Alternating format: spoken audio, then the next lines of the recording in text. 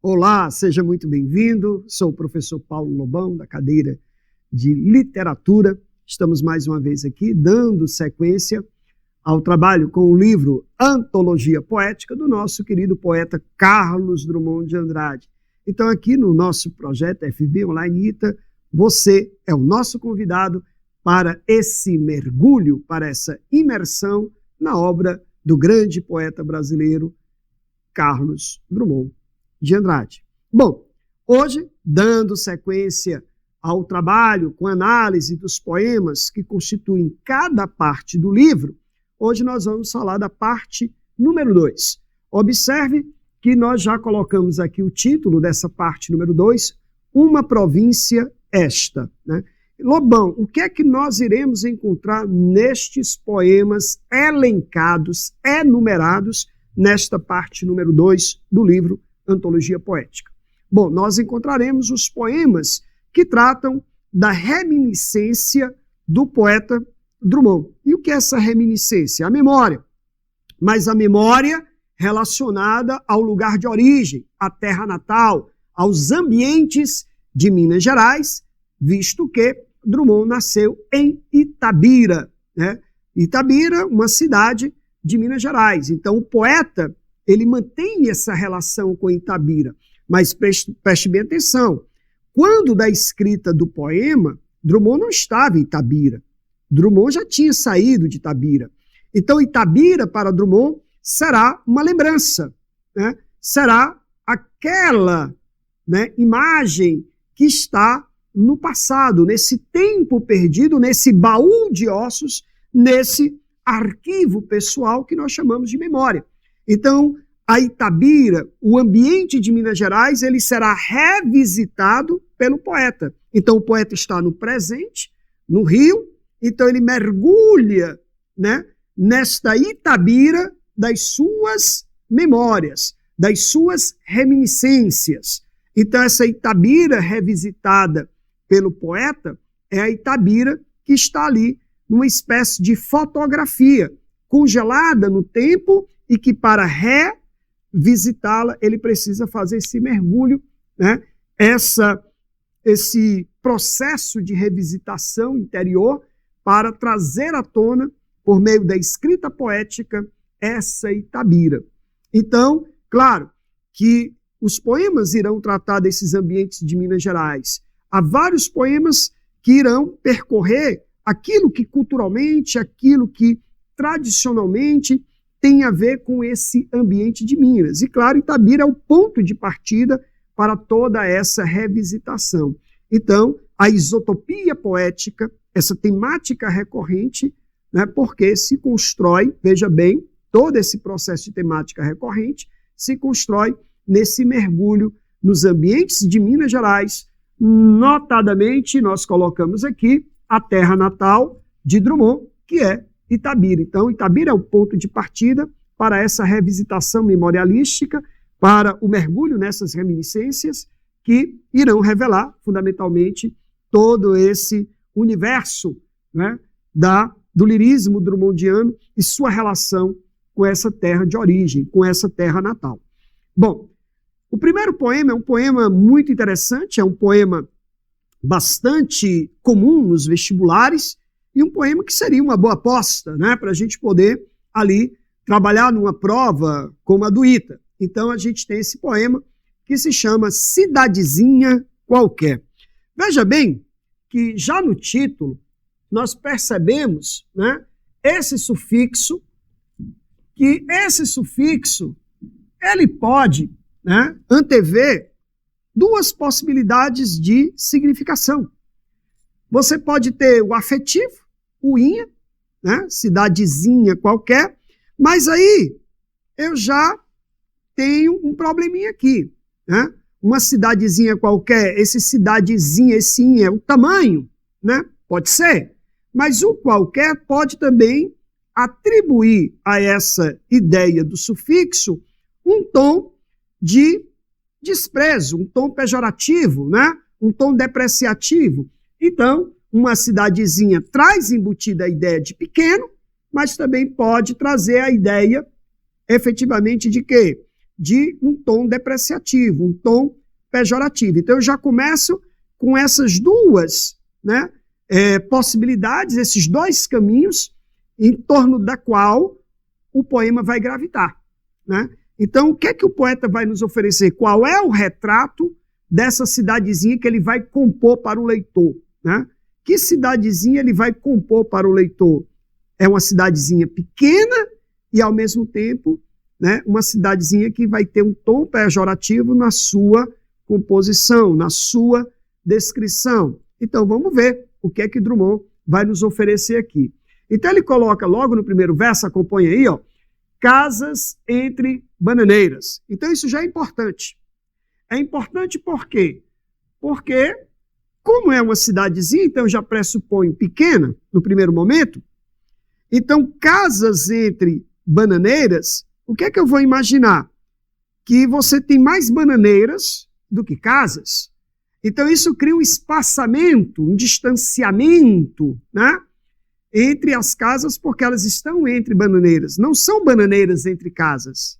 São casas entre bananeiras. Então, são casas mais esparsas e a predominância de bananeiras, né? Então, eu já percebo essa condição de espaçamento, de distanciamento, e isso vai causar maior, né, monotonia no ambiente, porque você não tem muitas casas, você tem poucas casas. E como eu tenho poucas casas, eu terei menos, veja bem, agitação, eu terei menos, né, movimento.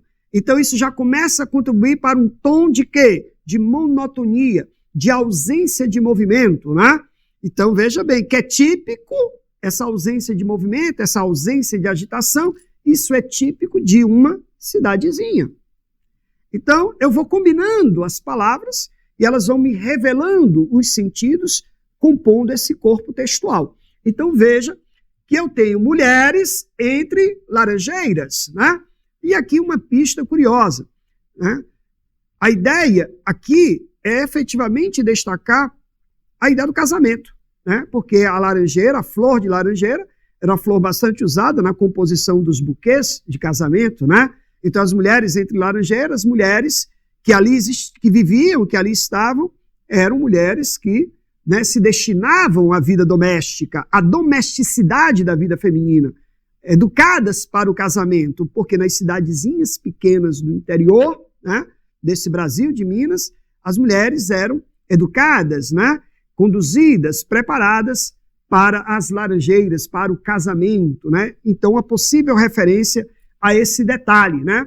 Pomar, amor, cantar, né? Observe, pomar, amor, cantar. Então, note que o pomar, o amor, o cantar, o pomar, atividade de trabalho das mulheres, né? Enquanto no pomar elas trabalham, elas cantam, e o amor é a ideia do casamento. Então, eu tenho aqui, efetivamente, nessa estrofe, veja bem, né? Esse cotidiano de uma pequena cidade, né, mostrando as suas características. Então, nessa primeira estrofe, vale lembrar que ela não tem verbo. Você percebe que não há verbo. Não há verbo.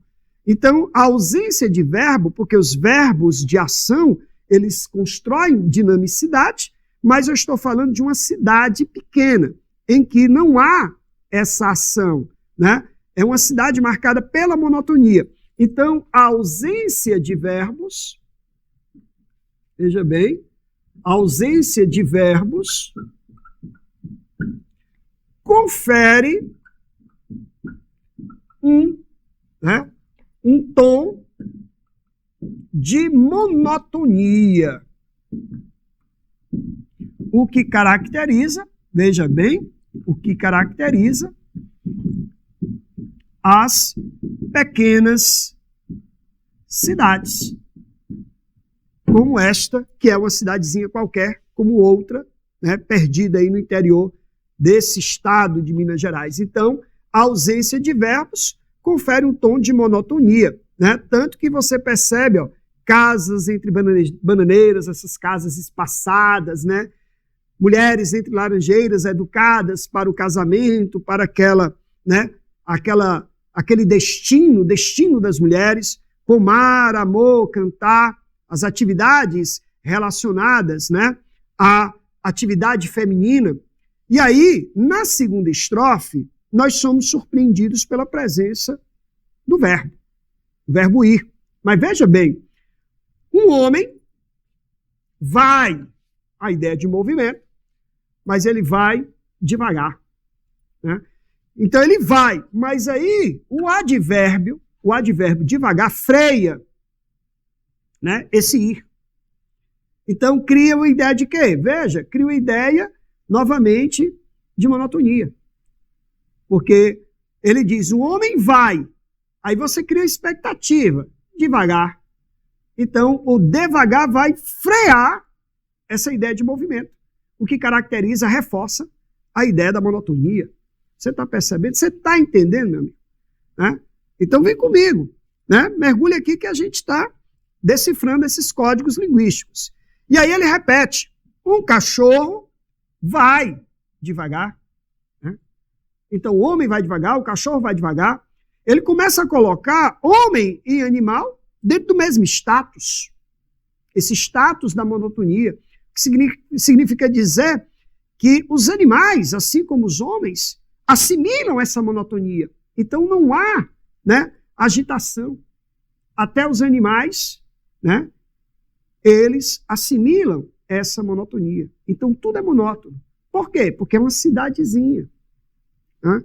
E aí veja, para reforçar essa tese, um burro vai devagar.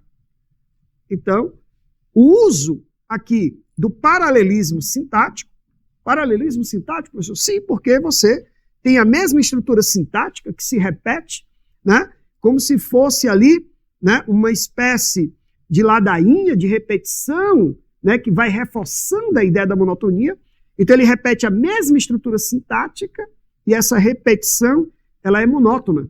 Né? Então você tem aqui o paralelismo sintático, veja bem, o paralelismo sintático e também que reforça esse tom de monotonia.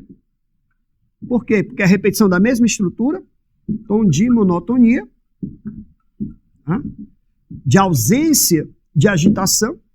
E note, né, que há um processo de equivalência de homem e animal, o que significa dizer que todos os elementos que compõem essa cidadezinha, eles estão dentro da mesma lógica da ausência de agitação, dessa monotonia.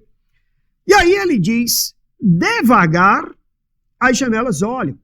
Aqui nós temos uma metonímia, né, que o aluno poderia facilmente confundir com uma prosopopeia, personificação.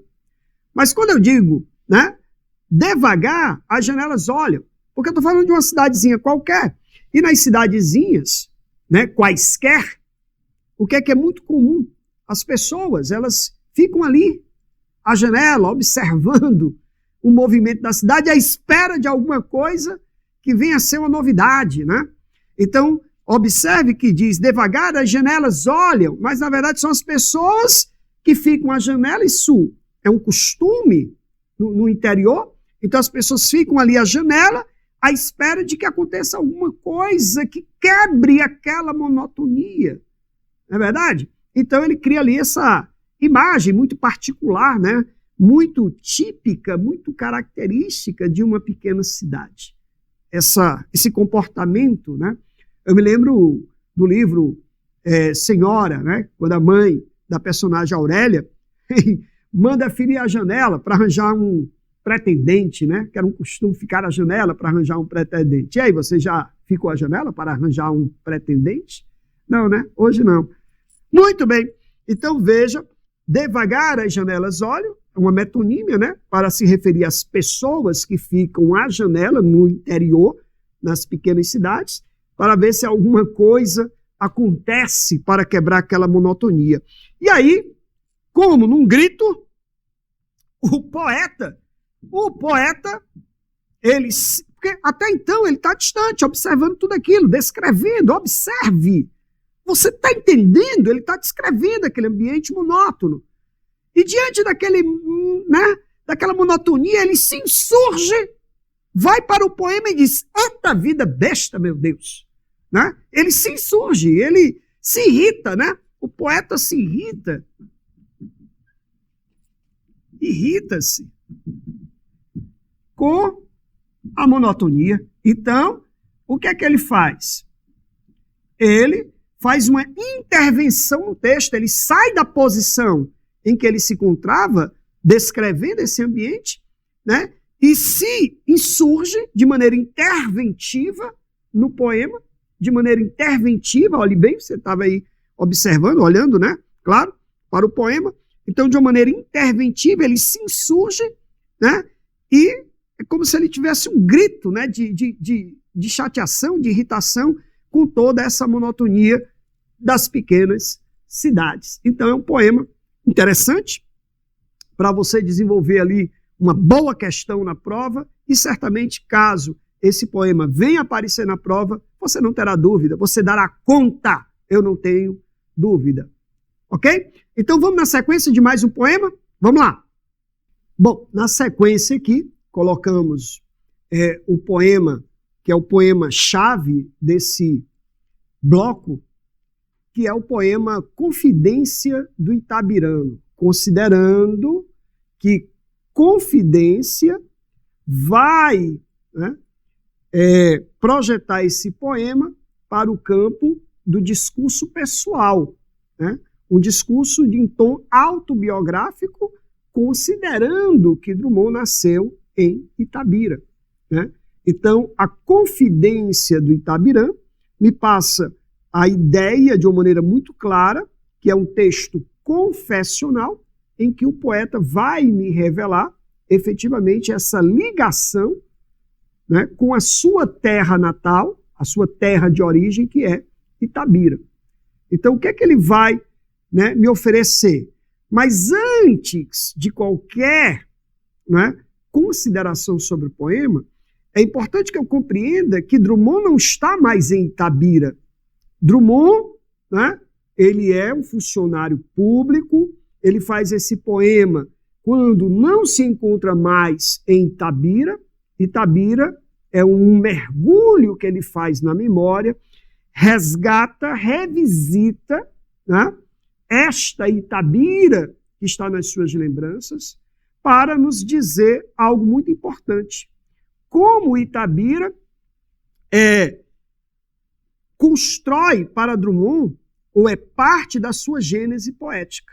Ou seja, sua gênese poética, o DNA da sua poesia, vem de Itabira. Isso para compreender, para que a gente, enquanto leitor, a gente compreenda que o lugar de origem, o ambiente, a memória, tudo isso converge para os nossos valores, no caso de Drummond, para a sua poética. Então, a sua poética, né?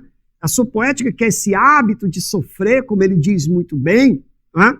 Que essa herança doce de Itabirana, esse hábito de sofrer, que tanto caracteriza a sua poesia, essa poesia, né, gauche, essa poesia distante, essa poesia do inadaptado, né, daquele, né, inquieto, é doce a herança tabirana.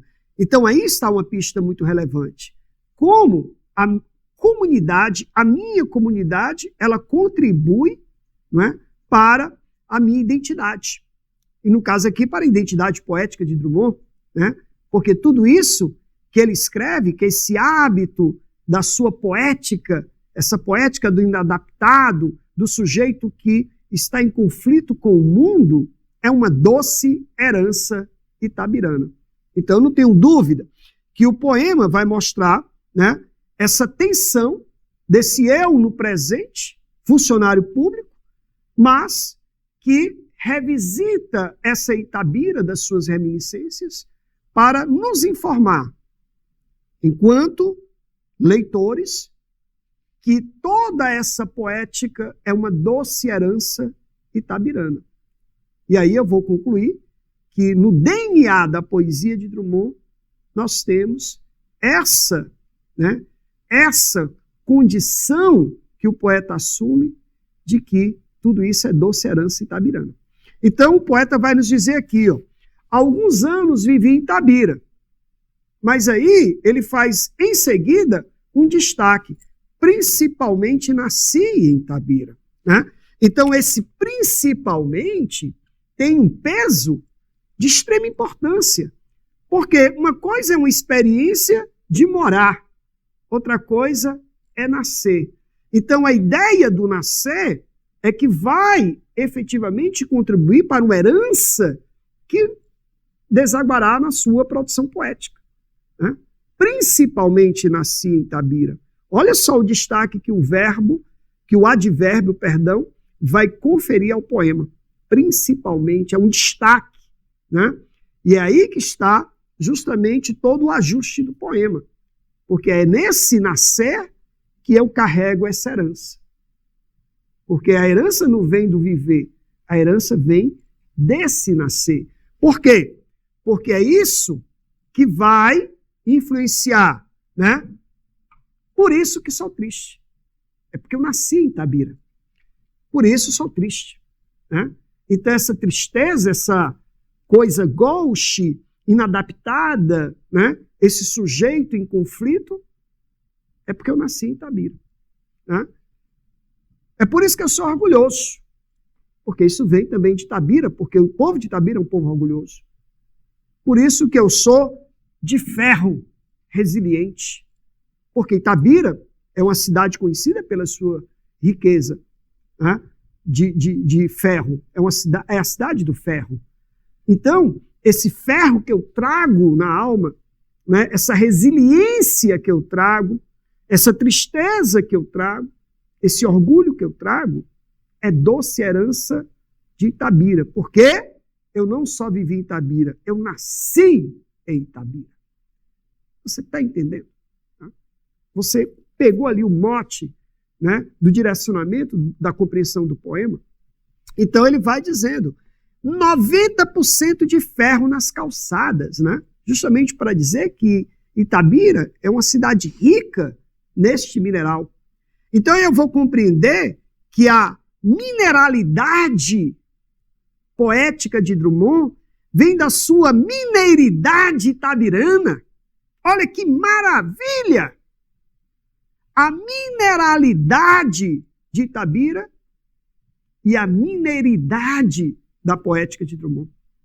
Orgulhoso, triste, desconfiado e de ferro, resiliente, né?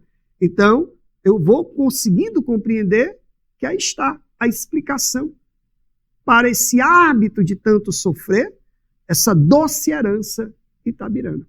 Só que é uma doce herança itabirana lá na memória, né? Neste tempo, porque o poeta ele está no presente, revisitando esse passado.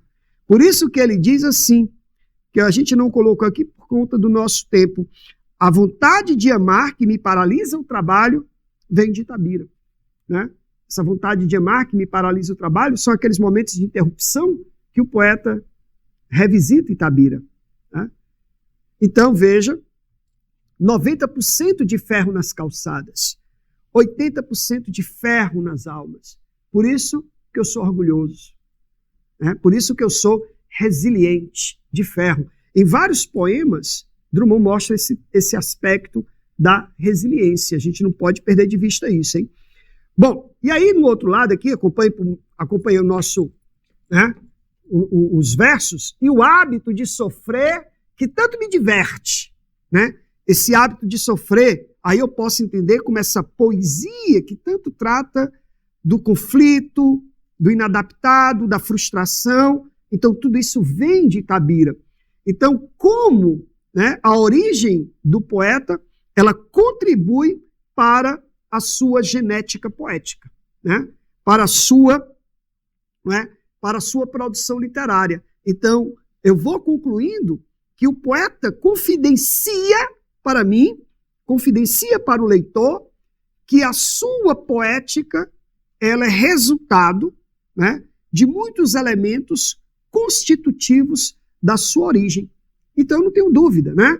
Então, esse hábito de sofrer, né, essa tristeza, essa resiliência, tudo isso é uma doce herança itabirana. Como a comunidade contribui para a constituição da poética, né, de Drummond. E aí ele vai dizer para mim outra confidência. Tive ouro, tive gado, tive fazendas. E, de fato, se você for um pouco mais à frente, você vai ler um poema Infância, que o Drummond fala justamente sobre o pai na fazenda, trabalhando, né? Quando ele era criança, ele estava lendo ali um livro do Robinson Crusoe, e ele se lembra, né, da família, como era bonito aquilo, e na época ele não mensurava como a história dele era mais bonita do que a própria história do náufrago Robinson Crusoe, né? Então, tive ouro, tive gado, tive fazendas. Hoje, aí a atenção do sujeito no presente em relação ao passado, hoje, sou funcionário público, né? Itabira, o que é Itabira? É a Itabira que está na memória, uma espécie de foto, né? É apenas uma fotografia na parede. Mas como dói, por quê? Porque essa Itabira não existe mais. Porque hoje ele é funcionário público. Então essa Itabira, essa fotografia que ele recompõe por meio das reminiscências, por meio dessa revisitação. E quando ele revisita, ele tem a consciência muito clara que Itabira é parte da sua genética poética, do seu DNA literário. Ok? Então a gente encerra aqui por hoje, né, essa segunda parte do livro, essa parte que trata, né, desse ambiente de Minas Gerais, desse ambiente, né, do poeta, esse elemento constitutivo da poesia de Drummond, aqui assumido claramente temas relacionados ao universo da mineridade, dessa mineralidade poética de Drummond. Espero que eu tenha contribuído aí para a sua formação, para a sua compreensão do livro, e brevemente estaremos aqui com mais, né, antologia poética, falaremos aí da terceira parte. Eu aguardo você, um grande abraço e até lá.